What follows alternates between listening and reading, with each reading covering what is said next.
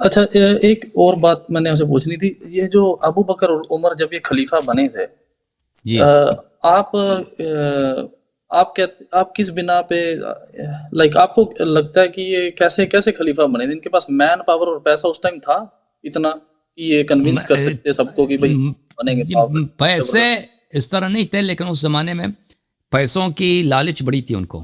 یعنی اس زمانے میں یہ تھا کہ اچھا. رسول پاک صلی اللہ علیہ وسلم نے ایک ایسا مشین کریٹ کیا ہے کہ مسلمان ایسے ہوں پاور بن گئے ہیں کہ اب ان کے فتوحات ہو جائیں گے. اور اب جو ہوں ہے اب جو ہے ہم شام بھی لیں گے، اور مختلف علاقوں سے ہوں زکوٰۃ تو آتے تھے، ٹیکس آتے تھے. تو ہوں لازمی بات ہے جس کے پاس حکومت اگر آئے گا تو اس کے پاس پیسے بہت ہوں گے. اور اس کے بعد جو فتوحات ہوں گے، جو مزید علاقے ہم پکڑ لیں گے، کیونکہ ساتھ والے علاقے جتنے تھے وہ پیگن لوگ تھے، مشرک لوگ تھے، بت پرست تھے. ان کو پکڑ کے ان کو فتح کرنا ان کے لیے کوئی مشکل نہیں تھا. پھر پکڑتے ہیں ان کے مردوں کو قتل کریں گے، عورتوں کو اٹھا کے لے کے آئیں گے. پھر جو ہے جی. روم والوں کے ساتھ، اور روم والے ایسے نہیں تھے کہ روم کے بارڈر میں بہت بڑا فوج ہے، وہاں کوئی کراس نہیں کر سکتا. تو یہ عرب جو تھے اسلام سے پہلے ریڈ کرنا، ریڈ انگلش میں لفظ ہے RAID، یعنی ایک دفعہ حملہ کرو کسی علاقے پر، وہاں سے مال اٹھا کے لے کے جاؤ، عورتیں اٹھا کے لے جاؤ. یہ ان کا کام یہی تھا اسلام سے پہلے. اور عربوں کا ایک دوسرے قبیلے پہ حملہ اچھا. کرتے تھے، ہاں مردوں کو قتل کرو، عورتیں ان کا اٹھاؤ، مال وغیرہ ان کا اٹھا لو. ان کا کام یہی تھا. بہت سارے صحابہ کا کام یہی تھا اسلام سے پہلے، یعنی چور تھے، ڈاکو تھے. تو یہ تو مثلا سعد بن وقاص جو تھا، سعد بن وقاص اسلام سے پہلے یہ ان کا کام یہی تھا. یہ لوگ ڈاکو تھے. تو ان لوگوں کو پتا تھا کہ یہ ابھی جو اسلام آیا ہے نا، ابھی پیغمبر صلی اللہ علیہ وسلم دنیا سے جائیں گے، سب ہمارے ہاتھ میں ہوگا. ہم کیپچر کریں گے ادھر ادھر، یہاں سے لونڈیاں اٹھا کے لائیں گے، یہاں سے پیسے لے کے آئیں گے. اور پھر یہ جو شام کا جو علاقہ ہے اتنا بڑا ہے، اتنے اس میں پیسے ہیں، اتنے اس کو پکڑ لیں گے. اور چھوٹے موٹے شہر ہیں یہاں پہ، اگر ہم 5,000 2,000 آدمی کا لشکر بھیج دیں گے، ان کو پکڑنا ہمارے لیے مشکل نہیں ہوگا. تو ان کو بخوبی پتہ تھا. اچھا. ایک طرف سے یہ ہے، دوسری طرف سے یہ تھا کہ ان کے پاس مین پاور تھا. پیسے اتنے نہیں تھے ان کے پاس، لیکن مین پاور بہت اچھا. تھا. مین پاور ان کے پاس بڑا تھا، کیونکہ جتنے قریش جو تھا، اصل عرب میں ایلیٹ جو طائفہ تھا قریش تھا. نبی کریم صلی اللہ علیہ وسلم سے پہلے بھی، اسلام سے پہلے جو سب سے اثر رسوخ والا، مثلا اب مثلا ہندوستان میں سب سے اثر رسوخ والا کون سا پارٹی تھا؟ کانگریس. کانگریس جو تھا نا، فرض کریں پاکستان ہندوستان بننے سے پہلے، آل انڈیا جو کانگریس ہے، آل انڈیا کانگریس، یہ تو ہندوستان پہ ان کی حکومت تھی. مختلف صوبوں میں ان کے چیف منسٹر سے، انگریزوں کے زمانے میں ان کے چیف منسٹر سے، پارلیمنٹ ان کے ہاتھ میں تھا مختلف، کیونکہ انگریزوں کے زمانے میں بھی انتخابات تھے.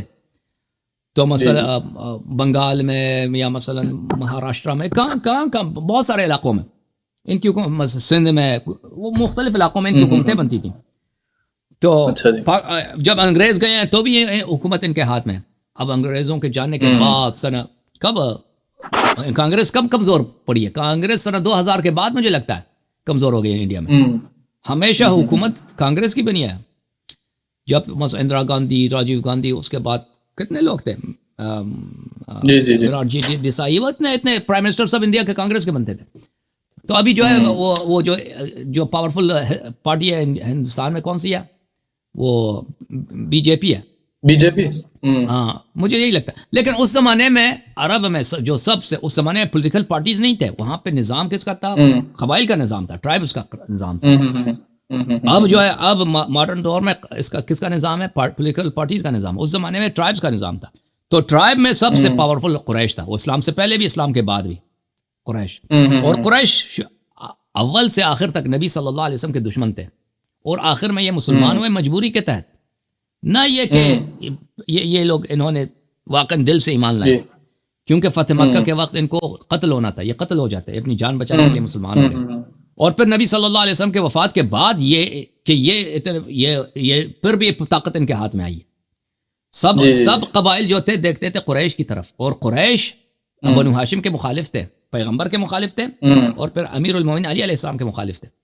تو لازمی بات ہے، جو سب سے ایلیٹ طبقہ ہے، جب اب وہ پہلے وہ اس میں اختلاف تھا، اب اس نے اسلام کا لبادہ اوڑھ رکھا ہے. پیغمبر صلی اللہ علیہ وسلم ایک فرد ہے. ان کے وفات کے فوراً بعد وہ نہیں چاہتے کہ نبی صلی اللہ علیہ وسلم نے جو پروگرام بنایا ہے کہ میرے بعد امیر المومنین علی علیہ السلام کو حکومت ملے، وہ یہ نہیں چاہتے. وہ چاہتے ہیں ان کا اپنا آدمی. اور ان کا اپنا آدمی کون ہے؟ ابو بکر. ان کا اپنا آدمی کون ہے؟ عمر. تو ابو سفیان اور ان لوگوں نے ان کی تحالف ہو گئی ہے، انہوں نے حکومت ہاتھ میں لیا ہے، تو اور دوسرے قبائل میں ان کے ابو سفیان کے بڑے تعلقات تھے، تو ان لوگوں نے ان کو سب قبائل کو ساتھ ملایا ہے، مختلف قبائل سے یہ لوگ فوج لے کے آئے تھے مدینے میں ہزاروں کی تعداد میں، نبی صلی اللہ علیہ وسلم کے وفات کے فوراً بعد صرف بنی اسلم قبیلے سے یہ لوگ 4000 سپاہی لے کے آئے تھے مدینے میں۔ خود ابو عمر کہتا ہے کہ مجھے ڈر تھا کہ نبی صلی اللہ علیہ وسلم کے بعد یہاں پہ لڑائی ہوگی، لیکن جب میں نے بنی اسلم کو دیکھا کہ صرف اس قبیلے سے 4000 لوگ آئے ہماری حمایت میں، تو مجھے یقین ہو گیا کہ اب جو ہے کچھ نہیں ہوگا یہاں پہ۔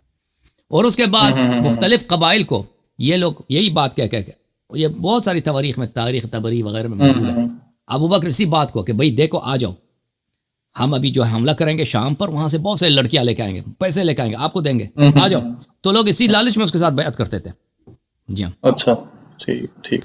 اچھا اگلا کوشچن ہے تھوڑا نا شاید مائٹ بی ڈیفیکلٹ ہو، may be not for you. جو رسول اللہ صلی اللہ علیہ وسلم کو پوائزن دیا گیا تھا، میرا کوشچن یہ ہے کہ اس کے بعد وہ کتنا ٹائم زندہ رہے تھے آپ کے لائک شیعہ بکس میں؟ جیسے وہ ٹائم نہیں معلوم، یعنی ان کا آخری ایام میں، مثلا شاید 1 ہفتہ 2 ہفتہ، دقیق ہمیں نہیں معلوم کہ وہ کب ان کو پوائزن دیا گیا تھا۔ یہ جو کہتا ہے نا ان کو، وہ یہ کہ وہ شہید دنیا سے گئے، تو دونوں فرقے کہتے ہیں، شیعہ بھی کہتے ہیں، مخالفین بھی کہتے ہیں کہ ان کو زہر دیا گیا تھا۔ زہر کون سا دیا گیا تھا؟ وہ خیبر والا زہر پیغمبر صلی اللہ علیہ وسلم نے کھایا بھی نہیں تھا، یہ سب جانتے ہیں، اور اس کے ساتھ صحابی بیٹھا تھا، جس نے کھایا تھا وہ فوراً اسی وقت مر گیا تھا۔ وہ زہر جو تھا، وہ پوائزن بڑا پاورفل تھا، اسی وقت جس آدمی نے کھایا تھا وہ مر گیا تھا۔ انسان کی فزیولوجی اس طرح ہوتی ہے کہ اگر ایک زہر مجھے مار دیتا ہے، تو وہ اگر آپ کہتے ہیں تو وہ آپ کو بھی اسی وقت مار دے گا۔ اس طرح نہیں ہے کہ پھر آپ چل رہے ہیں 4-5 سال تک، پھر آپ جا کے 4-5 سال کے بعد آپ بیمار ہو جائیں گے۔ اگر وہ اس طرح کا زہر ہے نا کہ 4-5 سال کے بعد مار دیتی ہے، تو وہ اس ساتھ والے آدمی کو بھی نہ مار دیتا اسی وقت، ٹھیک ہے نا۔ اور یہ کوئی حدیث روایت نہیں ہے کہ نبی صلی اللہ علیہ وسلم کس پوائزن سے مرے، خیبر والے پوائزن سے مرے۔ یہ صرف علماء کے اجتہادات ہیں، وہ صفائی پیش کرتے ہیں۔ تو اب ان کو جو زہر ملی ہے، یہ کہ ان کے وفات سے کتنے دن پہلے ہو سکتا ہے، مثلا 2 ہفتے پہلے، 1 ہفتے پہلے، ہمیں یقین سے نہیں معلوم، الاقل اس حقیر کو نہیں معلوم کہ کتنے دن پہلے ان کو زہر دیا گیا۔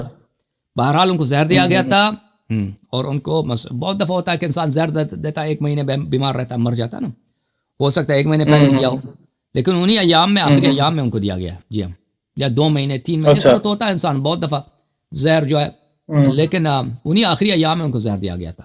جی اچھا جی، میرے لیے نا ایک سب سے بڑی پریشان کر دینے والی بات جو میرے سامنے آئی ہے نا آپ کے لیکچر سن کے، پہلے مجھے نہیں تھا پتا، میں نے بڑے مطلب عالم، آپ دوسروں کو ٹائم دے دو نا بھائی، آخری سوال ہے آپ کا مہندر بھائی۔ ہاں جی لاسٹ سوال ہے، ہاں کوئی بات نہیں۔ جیسے قرآن کے جو ورسز ہیں وہ اوریجنل فارم میں، جیسے قرآن فل نہیں ہے، آپ شیعہ مذہب میں بھی ہے اور سنی میں بھی ہے نا، تو اگر آپ کہتے کیا مسنگ ہے قرآن میں ایکچولی ورس جو اللہ نے بولا ہے، وہ تو ہے نا سارا کچھ، کہ اس میں سے بھی کچھ مسنگ تو یہ ہمیں نہیں معلوم۔ یہ دیکھیں اس کے اشارے ملتے ہیں، مثلا عمر صاحب کی حدیث ہے کہ سورہ احزاب جو ہے سورہ بقرہ سے بھی لمبا تھا، دیکھیں، اور قرآن کی وہ بار بار کہتے ہیں قرآن کی بہت سارے آیات کے ہیں، مثلا وہ کہتا ہے کہ سورہ آیہ رجم تھا قرآن میں، وہ چلا گیا، تو وہ جو حقیقت میں وہ اسپیسیفکلی کیا تھے، بہت سارے موارد میں ہمیں نہیں معلوم کہ وہ کیا تھے، اور بہت سارے موارد میں ہیں کہ اہل بیت علیہ السلام نے فرمایا کہ اس میں اہل بیت علیہ السلام کا ذکر تھا، اور صحابہ کے کفر کا ذکر تھا، ابو بکر عمر کے کفر کا ذکر تھا واضح طور پر، تو ان لوگوں نے وہ خاتم مٹا دی، جلا دیا، جو بھی کیا ان لوگوں نے۔ تو جہاں پہ اہل بیت علیہ السلام کا، امیر المؤمنین علیہ السلام کا ذکر تھا نام کے ساتھ، واضح صفات کے ساتھ، وہ حذف کر دی، اور جہاں پہ ان کی اپنی جو تھی نا برائی، ان کے آبا کی برائی یا ان کے قبیلے کی برائی، مذمت تھی اللہ کی جانب سے، تو جو سیاست ان کے سیاست سے نہیں لگتا ان سے ملا دیا۔ اس کے علاوہ بھی اگر بہت ساری باتیں کھو گئی ان سے کوئی بعید نہیں ہے، لیکن ہمیں 100% نہیں معلوم، 100% نہیں معلوم چیزیں۔ ٹھیک ہے، اوکے، تھینک یو سر، اللہ آپ کو جزائے خیر دے۔